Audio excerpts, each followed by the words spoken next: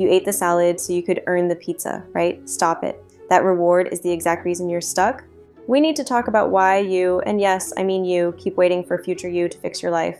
You know her. She's that version of you who loves 5 a.m. runs, never hits the snooze button, meal preps on Sundays, and actually enjoys kale chips. You tell yourself, I'm too tired to deal with this pile of laundry right now, but future me will do it on Saturday morning because she'll be full of energy. Here's the actual science behind why you do this. Psychologist Hal Hersfield, the author of Your Future Self, conducted fMRI studies that revealed something terrifying. When you think about future you, your medial prefrontal cortex lights up in the exact same way as if you were thinking about a complete stranger. Biologically, your brain treats future you as a different person entirely. We dump our difficult tasks, our debt, and our health goals onto this stranger because we have a delusional belief that she will have more willpower than we do today. But spoiler alert, future you is going to be just as tired, just as stressed, and just as overwhelmed as you are right now. By leaving it for her, you are setting her up to fail. We need to decode the specific traps keeping you in this cycle. If you've ever bought a dress you couldn't afford just to make yourself feel better about your credit card debt, or if you've ever eaten a massive brownie specifically because you were good and went to the gym 3 days in a row, you are caught in what Dr. Kelly McGonigal calls the moral licensing trap. In her book, The Willpower Instinct, she explains that this is when your brain uses a little bit of progress to justify a lot of self-sabotage. You tell yourself, I was so productive at work this morning, I deserve to doom scroll on TikTok for 2 hours.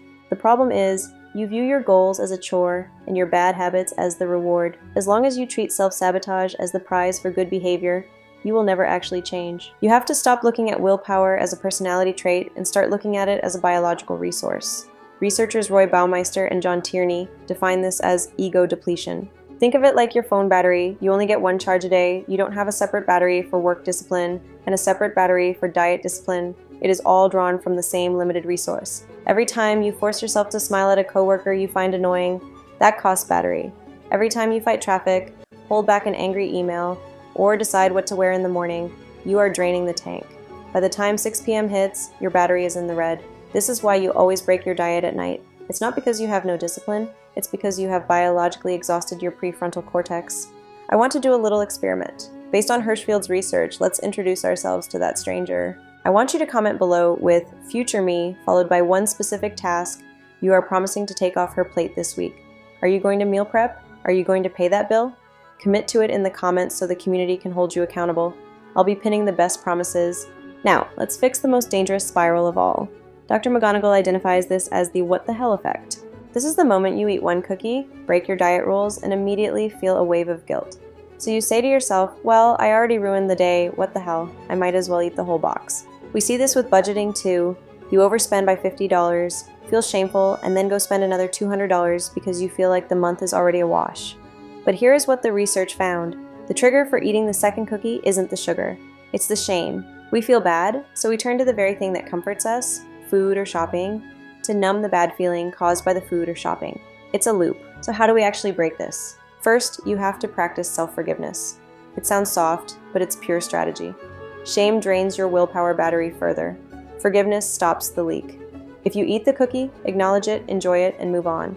Don't turn a crumb into a crisis. Second, stop labeling your choices as good or bad. When you label a salad as good, you automatically turn a burger into a naughty reward.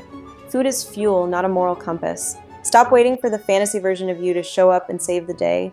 Be kind to the version of you that is here right now. Treat future you like she is your best friend, not your personal assistant who cleans up your mess. If this resonated with you, do future you a favor right now. Hit that like button to let me know, and make sure you subscribe so you don't miss the next video. We are building a stronger, happier version of ourselves here every week, and I'd love for you to be part of it. Thanks for watching.